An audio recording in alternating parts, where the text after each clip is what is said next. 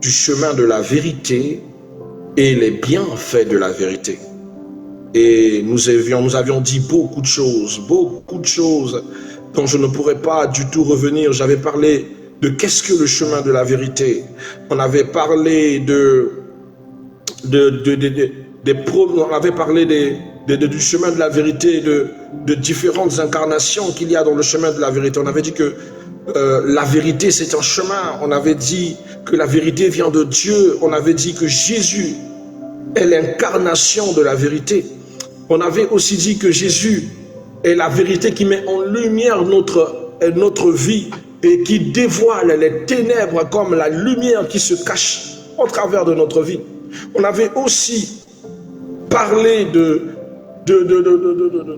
certaines choses qui font que nous nous retrouvons dans le mauvais chemin, dans des choix qui n'étaient pas les nôtres, parce que nous laissons le chemin de la vérité qui est en nous, nous laissons la vie de la vérité qui est Jésus-Christ pour entrer passionnellement dans les chemins de nos propres choix. Deux fois tu es dans un bon chemin qui est le chemin de la vérité, mais tu t'engouffres sur un chemin qui n'est pas le tien, ou deux fois c'est le tien, mais parce que tu t'es précipité, tu es rentré dans les ténèbres, parce que ce chemin n'était pas encore révélé par la vérité de Jésus. Bien-aimé, je disais hier que tu peux prophétiquement être orienté sur un chemin qui vient de Dieu. Mais la précipitation fait que tu entres dans les ténèbres, que tu n'es rentré pas dans le bon moment où Dieu t'a dit « Vas-y parce que c'est ton moment. Vas-y parce que j'ai déjà tout préparé. » Bien-aimé, la vérité dévoile les ténèbres dans la vie d'une personne. Je l'avais dit hier, lorsque j'ai pris l'exemple de ce que nous avons vécu avec cette sœur qui était isolée dans l'église et que moi je pensais que je devais changer ça. Pourquoi les autres sœurs la fouillaient? Alors les autres frères et sœurs la fouillaient parce que elle ne voulait pas, elle n'était pas encore convertie. Elle avait encore la vie du mal et du péché en elle. Moi je pensais que c'était juste comme, vous savez, quand les gens agissent injustement. Mais quand je me suis rapproché, elle a voulu me faire du sale. Et j'ai compris que ce que la lumière révélait dans l'église n'était pas un faux jugement, c'était quelque chose de vrai. Certaines personnes bien-aimées peuvent tous aller à l'église, peuvent tous dire « Père, Père », mais bien-aimé, leur vie dépend de la lumière du Christ. Ça dépend de la vérité que révèlent leurs intentions. Car beaucoup se cachent dans de fausses apparences, même étant en Jésus-Christ. Beaucoup de sœurs crient et demandent le mariage à l'église, mais bien aimés, sont plus toxiques que les sœurs qui sont dehors en train de se prostituer. Écoutez bien. Car, bien aimés, beaucoup ne sont pas convertis. Beaucoup viennent à l'église que pour obtenir quelque chose, soit un mariage ou un bien ou un réconfort. Ils ne vivent pas dans une vraie vérité, ils sont faux. Il y a plein de frères aussi pareils qui vont dans les églises juste objectivement, mais qui dans leur vie privée font des choses bien aimées horribles aux sœurs, ont une vie toxique. Si vous rentrez dans le chemin de ces personnes et que vous ne laissez pas la vérité éclairer le chemin par lequel vous devez partir, vous allez vraiment regretter. Voilà pourquoi je disais hier, bien aimé, tout enfant de Dieu doit vivre à la lumière de la parole et doivent refléter le chemin de la vérité. Je disais que la vérité, ce n'est pas seulement une lumière ce n'est pas seulement l'action de dire la vérité, mais c'est une vie, c'est une manière de se confier en Jésus le chemin, en regardant Jésus, en demandant à Seigneur toutes choses, en vivant selon sa vérité. Parce que d'ailleurs, bien aimé, nous avons ce qu'on appelle par les fils du malin. La Bible dit, écoute, que tous ceux qui opèrent le mensonge ont pour père le diable. Ça veut dire que s'il y a la vérité, il y a les menteurs qui ont leur père le diable, qui jouent dans l'apparence. Ils peuvent avoir l'apparence de la sainteté, mais pourris à l'intérieur comme la moine épinière. Alors faites très très attention. Si la Bible dit que la parole a la capacité de séparer la moelle et de la jointure, ce n'est pas en vain. Parce que derrière la moelle et la jointure se cache la vraie identité de certaines personnes qui se prétendent chrétiens. Ou de fois de certaines personnes qui se prétendent bons. Bien aimé, j'ai vu du bon cœur énormément chez les païens. Et j'ai vu des ténèbres dans le cœur des enfants de Dieu. Alors méfiez-vous des apparences. Vivez dans la lumière. Et vous-même qui êtes enfant de Dieu, laissez-vous guider et éclairer par la vérité. Évitez le chemin du mensonge. Le chemin du mensonge, c'est le chemin des raccourcis. C'est le chemin des échappatoires. C'est le chemin où nous ne voulons pas prendre parce qu'il y a tellement de choses à faire. Et ce n'est pas toujours ce qu'on veut. Nous, on veut rapidement atteindre des objectifs. Mais j'ai envie de te dire que tout ce qui est rapide, demandez à la science quand on parle des sucres rapides et de leurs conséquences dans le corps. Et demandez aussi à la science de ce qu'on appelle par les sucres lents. Faites attention. Prenez votre temps. Prenez votre temps et laissez la lumière vous guider. Et marchez selon les principes de la lumière. Soyez véridique dans votre vie. Soyez vrai dans votre conduite. Car être vrai produit des bienfaits, produit des bénédictions, produit de la grâce. Et j'aimerais parler à notre grand 2 ce matin, les bienfaits de la vérité. Le premier bienfait. Qu'est-ce que la vérité apporte comme bienfait dans votre vie? Jean 8, verset 31, verset 32. Il est écrit, vous connaîtrez la vérité et la vérité vous affranchira. Bien-aimé, la vérité produit une libération que le mensonge ne peut jamais donner. Je répète, la vérité, oh my God, elle produit une libération que le mensonge ne saura jamais donner. Le mensonge peut couvrir une situation momentanément, mais est préparer une bombe cosmique dans le cœur de celui que tu as menti. Car le jour où il connaîtra, où il saura que tu l'as menti, tu perdras tout ce que ce mensonge t'a accordé. Tandis que la vérité, bien-aimé, te soulage du poids à l'instant même où tu l'exprimes. Et prépare et embaume le cœur de celui qui a été blessé au fil des temps. Garantit une restauration vive de votre relation et la paix entre vous deux à cause de la sincérité de votre cœur. Tandis que le mensonge couvre momentané jusqu'à ce que la vérité arrive et détruit définitivement votre relation. Bien-aimé, le mensonge te donne du temps, la vérité guérit à l'instant. Je reprends, c'est important ça. Le mensonge te donne du temps, mais la vérité guérit à l'instant. Le temps que te donne le mensonge, ce n'est pas une restauration qui arrivera, c'est une destruction et une ruine qui t'attendra. Alléluia. Car bien aimé, le mensonge enferme parce qu'il faut constamment protéger le mensonge par d'autres mensonges. Le mensonge ne viendra jamais seul. Le mensonge engendrera toujours d'autres mensonges tout autour de là où il est. Celui qui commence à opérer le mensonge vivra dans une vie de menteur et tu seras obligé à chaque fois de justifier ton mensonge. Un jour, tu vas t'arriver, on te pose la question, mais toi tu nous as toujours dit ça. Mais jusque-là, on n'a jamais vu ce que tu nous as dit, mais qu'est-ce qui ne va pas? Après des années, tu vas l'expliquer comment. Comment tu vas dire aux gens que c'était un mensonge? C'est ça le problème avec le mensonge. Parce que tu dois l'entretenir. Et plus tu l'entretiens, tu es en train d'affaiblir la confiance de ceux qui t'écoutent et même de ceux qui te regardent. Alléluia. La vérité, par contre, bien-aimé, elle permet de sortir de la dissimulation. La vérité libère, elle te libère constamment et direct de la culpabilité cachée. La vérité te libère de la double vie. Il te libère de la peur d'être découvert. Il te libère des illusions. Il te libère de l'incertitude et même de la manipulation. La vérité te brise de l'esclavagisme du mal. Tu n'auras plus à avoir une forme de dépendance à ce mal. Tu ne te soumettras pas à ce mal parce que tu es libre par la lumière de la vérité. Proverbe chapitre 28, 13 nous dit, celui qui cache ses transgressions ne prospère point, mais celui qui les avoue et les délaisse obtient miséricorde. Qui avoue et délaisse, la Bible dit, obtient miséricorde. Et là où le mensonge s'opère, il y a toujours un freinage à l'exaucement. Partout où le mensonge gangrène, bien aimé, l'exaucement se voit banni. Car le mensonge est une dissimulation dont la gloire sera bannie. Bien aimé, fais attention, je répète, le mensonge est une dissimulation dont la gloire sera bannie. Si tu te mets sous le carquois du mensonge, tu es capable de ruiner tous tes projets et passer longtemps tout autour de tes promesses et ne jamais les voir s'accomplir.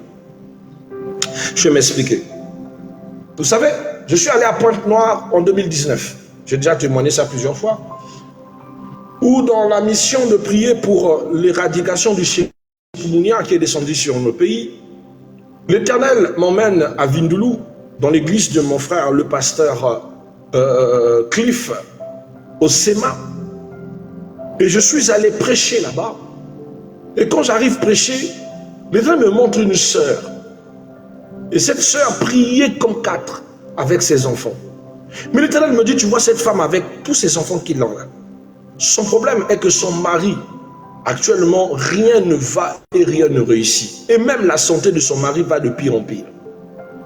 La deuxième chose, c'est que la conséquence de ce qui arrive à son mari, c'est elle. J'ai dit, Seigneur, comment?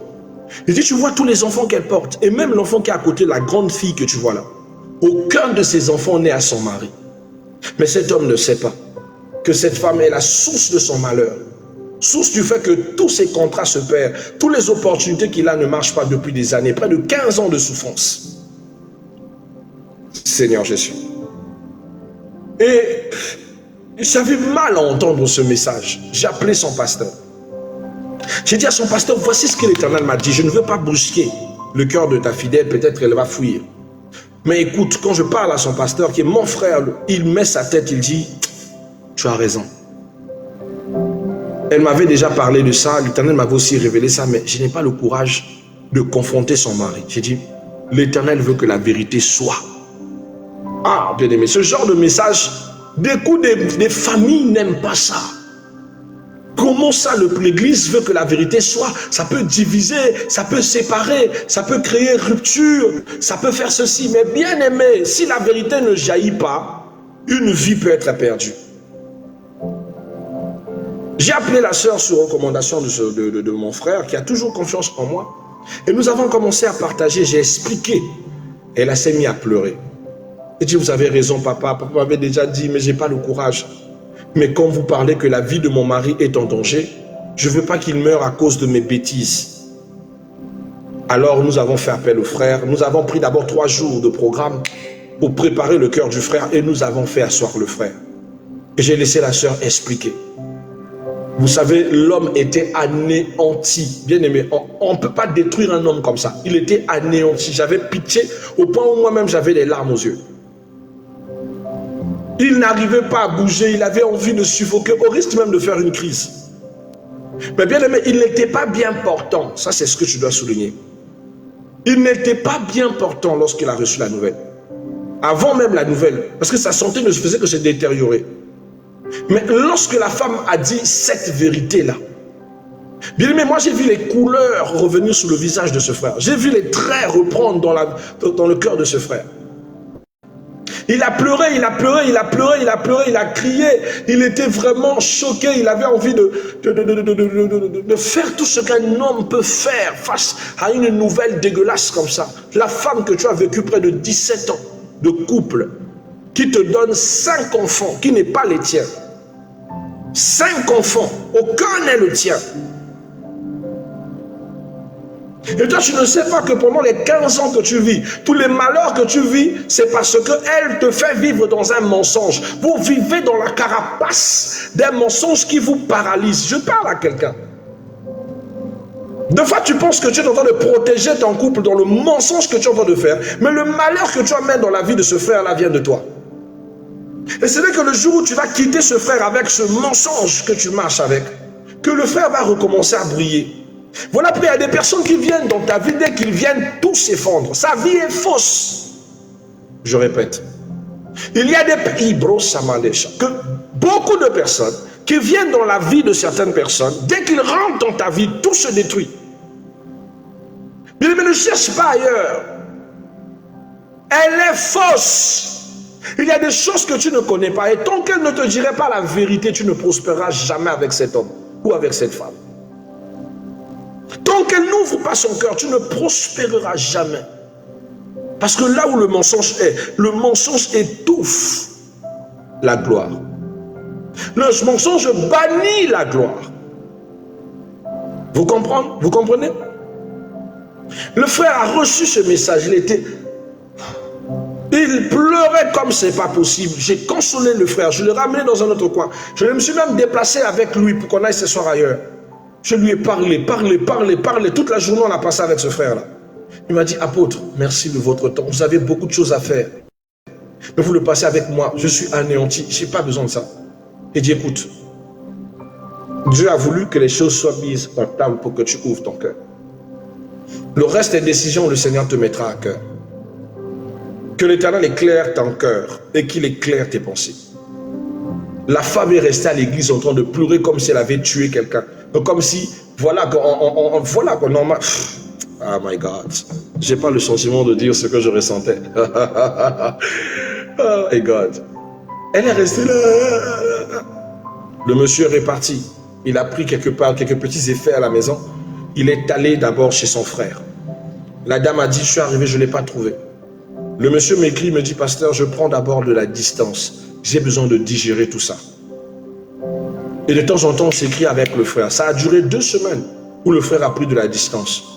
Après 2 semaines, le frère m'a dit, papa, fais-nous asseoir, j'ai des choses à dire. Vraiment, je dois prendre la décision définitive de cette relation. Bien-aimé, on s'est assis. Et ce jour-là, on parlait avec son pasteur. La femme s'est assise. Le frère est arrivé, la femme était pitoyable. Le frère nous a expliqué comment est-ce que c'était l'amour qu'il a pour ses enfants, la considération qu'il a pour les enfants en question, le cœur qu'il mise, la passion, les sacrifices qu'il a dû faire, etc. Il a beaucoup pleuré. Mais il a dit, papa, ces enfants-là sont mes enfants. C'est moi qui les ai tous élevés. Je les aime d'un cœur passionnant. Je ne vois pas ma vie sans ces enfants-là. Bien qu'elle m'ait trompé, mais moi je ne vois pas ma vie sans ces enfants. Et j'aime cette femme. J'ai mal. Elle m'a blessé au profond de mon âme. Mais cette vérité est importante. Je viens vous dire que je la pardonne. Ah, bien aimé, j'étais avec mon frère pasteur. On était en train de faire les choses pour arranger. On souhaitait l'arrangement de ce couple. Mais je vous assure que même moi-même, j'ai été choqué du cœur conciliant de ce frère. Aïe, aïe, aïe. On s'est regardé avec mon frère pasteur, dit, yeah, il a pardonné. Tu peux servir Dieu, mais et toujours être étonné de ce que Dieu peut faire dans le cœur des hommes.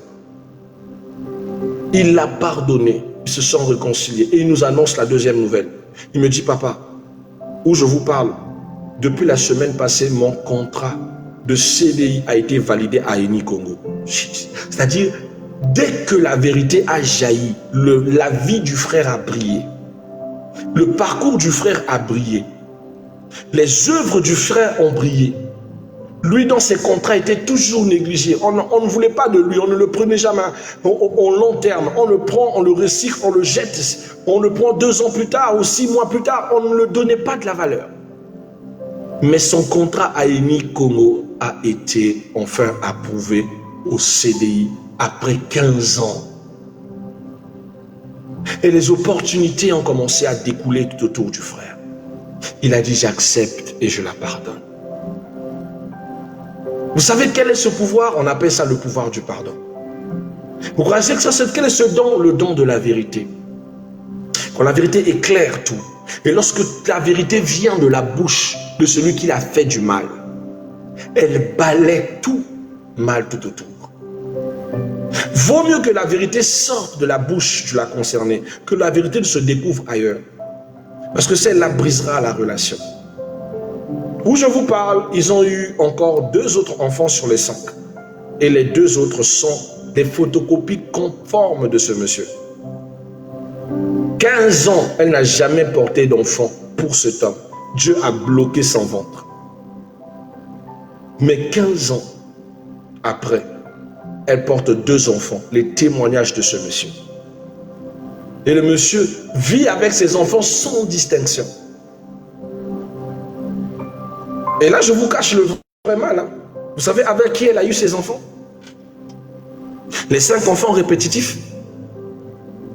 Elle a eu les 5 enfants, avec les 5 enfants répétitifs, avec le meilleur ami de son mari. Si ce n'est pas Dieu qui peut toucher un homme, pousser son cœur à pardonner ce genre de transgression. Bien aimé, pas une erreur d'une fois. Tu commets 5 fois la même erreur. La femme, c'est quelque chose. Hein? Moi, j'ai peur des femmes, je vous assure. C'est vraiment quelque chose. Le seul être qui peut te donner cadeau, un enfant qui n'est pas le tien, que tu éduques pendant 20 ans. Il faut avoir peur. Bref, c'est quelque chose. Le frère Patrick dit que ce n'est plus une erreur. Mais effectivement, une erreur, c'est passer une fois. Et quand tu fais 5 fois la même erreur, c'est compliqué. Tu sais ce que tu faisais. Et elle avait conscience qu'aucun de ses enfants n'appartenait à ce monsieur. Je voudrais ouvrir les yeux à quelqu'un. Bien-aimé, la vérité transforme. Elle arrange tout ce qui vous entoure. Et la vérité a un pouvoir qui vous purifie. Deux fois, vous avez besoin du pardon de Dieu, mais en réalité, vous avez besoin d'être sincère avec votre conduite. Deux fois, je dis, vous avez besoin de la vérité au lieu de confesser, au lieu de chercher le pardon quelque part, d'être vrai. Quand vous dites les choses, vous vous sentez sanctifié.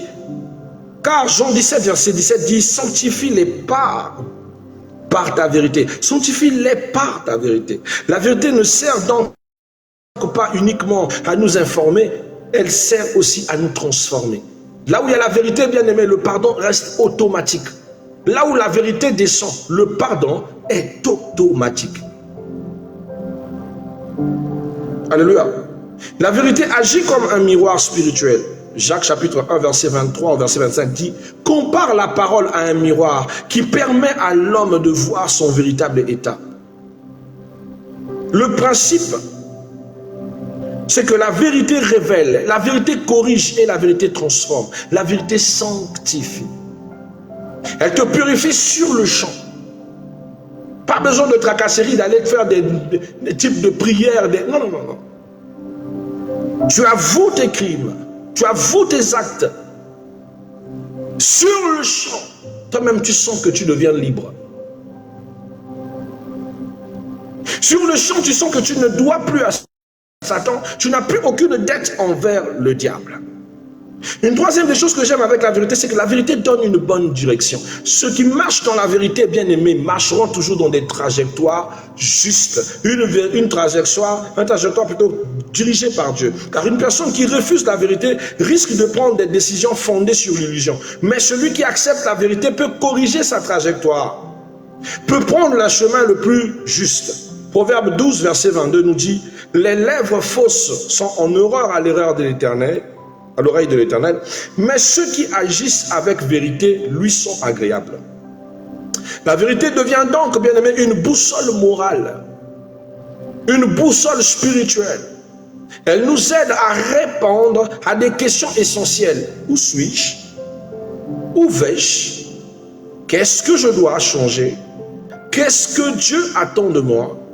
Qu'est-ce qui est réellement conforme à sa volonté inside of me? Nous avons besoin de la vérité car elle révèle notre nature. Elle révèle le bon chemin à prendre. Là où la vérité est, le chemin est clair.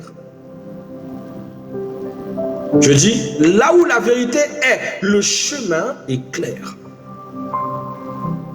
N'ayez pas honte de vous assumer tel que vous êtes et d'accepter ce que vous êtes.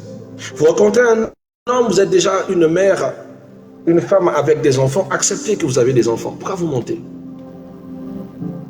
À quoi ça sert? Un jour, il va découvrir et il va tout casser. Alors tu te seras marié sur le fondement d'un mensonge. Si un homme ne peut pas t'accepter avec tel que tu es, alors il n'en vaut pas la peine. C'est vrai qu'aujourd'hui, je vois beaucoup de vidéos anti-femmes qui ont déjà mis au monde. Je ne sais pas si c'est satanique, je ne sais pas, mais je vois des gens faire beaucoup de vidéos comme ça, générées par IA pour montrer que ce n'est pas du tout évident de prendre une femme qui a déjà eu des enfants.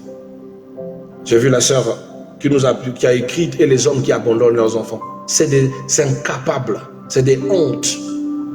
Mais malheureusement, ça n'a rien à voir avec le chemin de la vérité.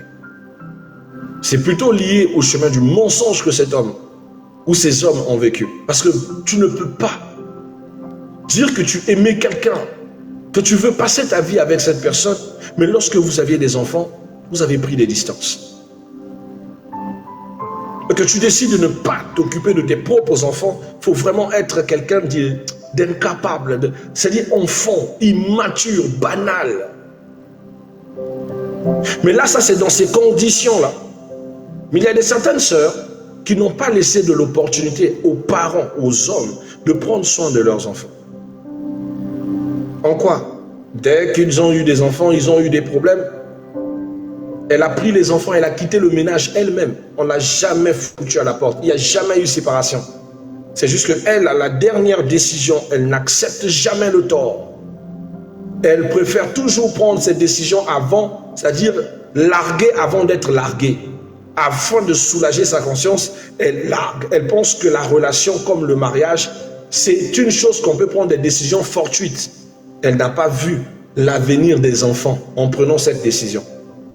Elle a pris les enfants, elle a même changé de ville. Elle est allée loin. Et elle s'attendait que ce monsieur court envers les enfants. Tout le monde n'a pas ce même mental. Surtout si vous prenez quelqu'un qui a un comportement de gamin. Il ne courra pas derrière les enfants. Il va laisser les enfants grandir et ce sont les enfants qui viendront vers lui. Ça, c'est la manière que certains hommes réfléchissent. Voilà pourquoi même si vous avez des problèmes avec un homme, faites le tout de rester partiel pour que les enfants ne perdent ni l'harmonie du père, ni l'harmonie de la mère. N'ayez pas votre orgueil qui crée des distances et que vous attendez qu'un homme vous supplie pour voir son propre enfant. Je dis, il n'y a personne de plus orgueilleux qu'un homme. L'orgueil d'un homme. Bien aimé, je suppliais pour voir ma propre fille. Tellement que je suppliais, à un moment, j'en pouvais plus. J'ai désactivé mon cerveau. Il m'arrivait de pleurer parce que je ne voyais pas ma fille. J'ai fait 1 année, 2 ans, je ne voyais pas ma fille. Sa mère mettait dans les statuts l'image de ma fille appelant un autre père, papa. Et il dit, c'est lui ton papa, hein? C'est pas comme les autres là, c'est des tontons. Après 2 ans, je vois ma fille, elle m'appelle tonton. Moi, tonton. Moi qui ai élevé ma fille. Pourquoi? À cause de la décision de sa mère qui pense qu'après la séparation, c'est la guerre. Et j'ai accepté ça. Et j'ai endurci encore mon cœur pour ma propre sécurité. Quand je suis resté après à rentrer la 2e année et demie, le ciel qui n'aime pas la méchanceté a frappé son mariage. Elle est retournée chez les parents. Et c'est là où elle m'appelle. Elle m'a dit, oui, je suis de retour chez les parents. L'enfant a besoin de toi. L'enfant peut revenir à ta charge. Je dis, je wanda même, comme le disent les Camerounais. Je dis, je wanda sur toi. Attends, tu n'as pas encore compris. Pendant 2 ans de souffrance à pleurer de la présence de ma fille, je vais t'apprendre une leçon que tu ne vas pas aimer. Quand j'arrive, je dis, j'ai pas compris ce que tu m'as laissé en message. L'enfant me voit de loin, l'enfant n'arrive même pas à venir vers moi. Parce que sa mère avait lavé son cerveau. C'est qui dit à l'enfant, va chez papa, va chez papa. L'enfant dit, ah, c'est pas tonton? Non, c'est papa.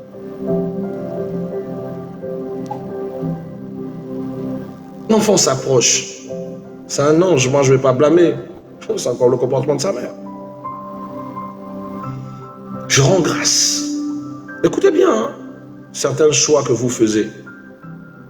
Oui, mais maintenant je suis de retour, l'enfant peut revenir totalement à ta charge. J'ai dit faux. L'enfant ne sera jamais, plus jamais, totalement ma charge. Elle sera ma charge que si je la prends et qu'elle vit avec moi. Si tu me donnes mon enfant, de toute façon elle a déjà l'âge. Alors elle deviendra ma propre charge. Et je parle, sa mère était là, sa grand-mère, donc la mère de sa mère était là. Si je la prends, c'est ma charge totale. Tant qu'elle vit avec toi, Je prendrai que le strict minimum. C'est moi qui paye ses études, c'est moi qui s'occupe de la santé. Le reste, ça ne me regarde pas. Voilà comment on marche. Je m'occupe de la santé, je m'occupe de l'école de ma fille.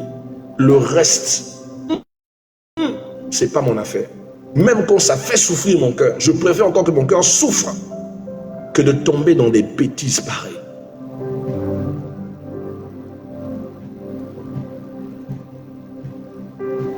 Non, pas du tout précieuse. Les hommes commettent des fautes. Je ne sais pas si tu m'entends ou bien tu te fais avocat des femmes.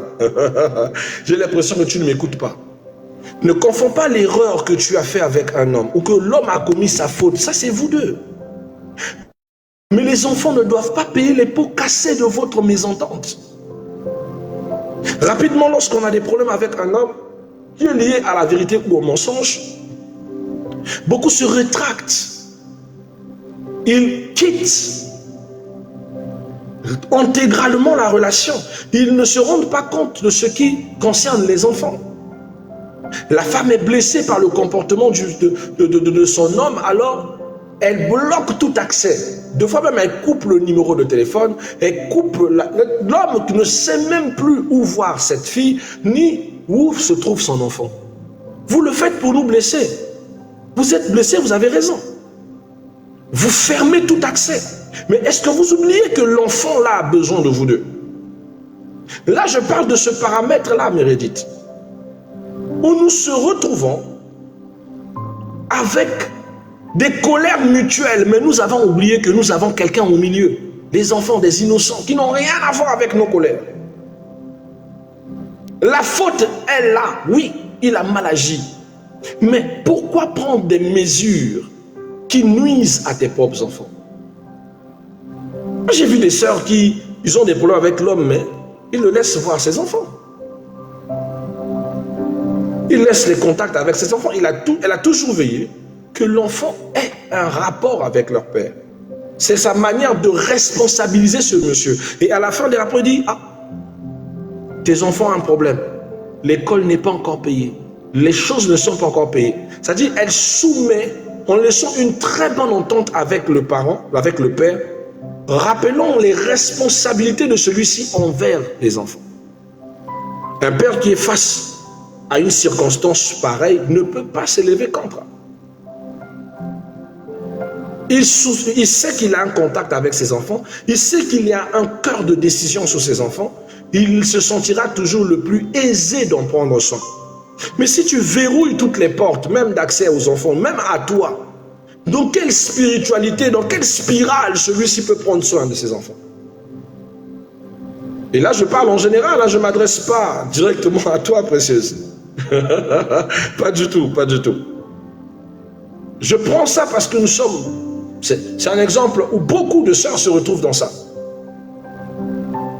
Beaucoup, quand c'est comme ça, se fâchent. Oui, c'est fini, il peut aller là-bas, je vais prendre mes enfants, je garderai mes enfants moi-même, je prendrai mes responsabilités seul. Je n'ai pas besoin d'un homme, je n'ai pas besoin de féminisme, girl powers, girl powers. Et quand ce dernier ne participe pas pendant des années à l'éducation de l'enfant, la dame girl powers dit, oui, père incapable, qui ne sait pas prendre, c'est toi qui as raté le bon départ. Lorsqu'il fallait avoir conciliation, lorsqu'il fallait structurer les responsabilités avec ce monsieur, tu l'as raté. Tu aurais pu le faire soit par là le verbe ou l'emmener en justice pour que celui-ci participe par la pension. Si c'est un gars immature, même la justice devait s'en charger. Je ne sais pas si vous comprenez. Soit par conciliation où vous gérez avec un homme capable, responsable, qui sait que c'est ses enfants. S'il ne passe pas par la voie normale, vous le ramenez en justice, celui-ci va quand même prendre ses responsabilités des enfants en payant une pension, qu'il le veuille ou pas. Voilà comment est-ce que le départ se prend, où on peut rendre responsable un homme immature. Donc voilà un peu, bien aimé. Mais quand on s'isole, on ne facilite rien. Alors on porte des fardeaux seuls. On reste derrière la souffrance qu'il m'avait fait ceci. Mais vous et lui, c'est fini. Ça fait des années que vous n'êtes plus ensemble. Il n'a donc plus à lui à réfléchir sur toi. Tu l'as fermé l'accès aux enfants, tu l'as fermé l'accès à ta vie. Tu veux qu'il fasse quoi? Qu'il rumine, qu'il souffre. Il a déjà souffert 6 mois, 5 mois de douleur. À vous chercher, à chercher comment vous contacter. Mais un homme, c'est un chat. Il se relève vite de ses pattes. Même quand il est idiot, il se relève vite de ses pattes. Il suffit qu'il change de chemin et qu'il met au monde avec une autre femme. Toute la souffrance que tu as mise dans son cœur en partant avec son enfant, il va le miser sur cet enfant-là. Ça sera sa consolation. Et n'attendra que celui que tu as grandisse. Parce que tu le veuilles ou pas, il grandira. Et il cherchera son papa. Il est même capable de t'agresser pour son papa. Les vérités que tu dis, ton papa était mauvais, ton papa était bandit, les enfants n'entendent jamais ça. Ils ferment leurs oreilles. Non, moi je ne connais que ta version. Moi j'attends la version de mon papa. Il ne veut pas. Le jour il va vers son papa. Toi-même tu vas te dire, j'ai mis au monde des traîtres ou j'ai mis au monde des partisans à ma cause. Tu n'as pas mis au monde des traîtres. Aucune personne ne veut vivre longtemps dans la manipulation. Ou personne ne veut vivre dans le sens de ton devoir. Pourquoi tu veux transformer ton humain en un principe qui doit séparer les enfants de leur père? Voilà. Je pense que j'ai posé les pierres comme sage architecte. Vous voyez? Vous êtes plus ensemble, séparez-vous en paix. C'est vous deux qui êtes séparés, pas les enfants. Avant de quitter sa maison, avant de partir dans la colère, décidez pour les enfants. Comment allons-nous faire pour les enfants? Si le bandit dit oui, si tu vas avec l'enfant, fais... Il dit, il n'y a pas de souci. Moi, quand je vais te laisser un recours judiciaire. S'il dit, laisse-moi mes enfants, je m'occupe de mes propres enfants, parce que les enfants sont déjà grands. Là, vous avez une entente pour les enfants. Si ça ne te va pas, la justice est là. C'est tout. Les enfants seront encadrés. La justice statuera pour la présence du père et de la mère, les visites, les allocations et tout ce qui va avec. Et chacun peut vivre sa vie tranquillement, comme on le dit. Vous ne voyez pas que le monde peut être beau tout simplement en étant conciliant?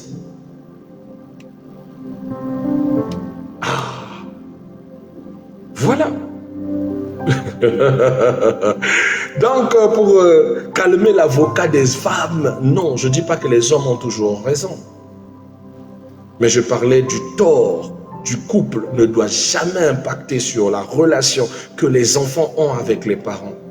Vous savez ce que ça fait du fait que oui, vous êtes séparés, mais que ta propre fille biologique, initiée par sa mère, pousse l'enfant à appeler un autre père papa, tandis que toi qui es le père qu'il a pris dès le bas âge, jusqu'à ce qu'elle est comme ça, sa mère lui dit appelle le tonton. Vous pouvez vivre avec ça? Vous avez déjà ressenti du dégoût pour votre propre enfant? C'est-à-dire que vous l'entendez, vous appelez tonton, vous la regardez, vous êtes blessé dans votre cœur. Vous regardez sa mère, vous avez envie de lui donner une chilka, une bombe, mais tu ne peux pas. Tu regardes la chair de ta chair qui te blesse.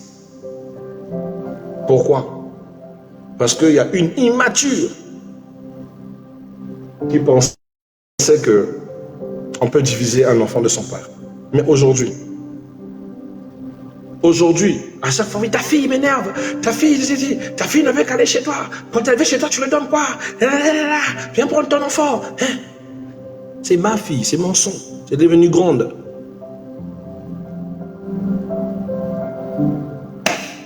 Arrêtez ça. Voilà, c'était une parenthèse qui nous a emmenés là-bas. On va s'arrêter là because of times. Donc j'espère que ça vous éclaire. La vérité est claire. Et soyez clairs avec les enfants, ne les mentez pas. Dites aux enfants, nous avons eu un problème avec papa. Notre relation n'a pas marché. Ça ne sert à rien de dire aux enfants, votre père c'est le diable. Votre père, il est méchant, c'est Satan. Il a fait ça, il a brisé mon cœur. Mais c'était votre affaire. C'était votre histoire de couple. Ça a quoi à voir avec les enfants? Ça a toujours été mon combat avec ma propre épouse. J'ai toujours dit, les pères de tes enfants, c'est le père de tes enfants. Ce que vous avez eu ne doit avoir aucun impact avec lui. Jugeons-le sur ses actions. S'il est irresponsable, il est irresponsable. Ça, c'est clair. Mais sur il t'a fait ci, il t'a fait ça, c'est une affaire de couple. Ça vous concernait quand vous étiez ensemble. Maintenant, Dieu merci qu'il a fauté comme ça. Dieu m'a fait grâce de t'avoir. Maintenant, tu es ma femme. Merci à sa bêtise, il m'a donné une merveilleuse épouse. Mais les enfants sont innocents. Ils ont quoi à voir avec vos querelles? Pour que l'un dise, je ne donne pas, je ne montre pas mes enfants. Calmez-vous. Trouvez un terrain de conciliation. Pour les enfants. Je ne vous dis pas, remettez-vous en couple. Un terrain où vous avez une entente pour les enfants, où vous vous comportez en adulte.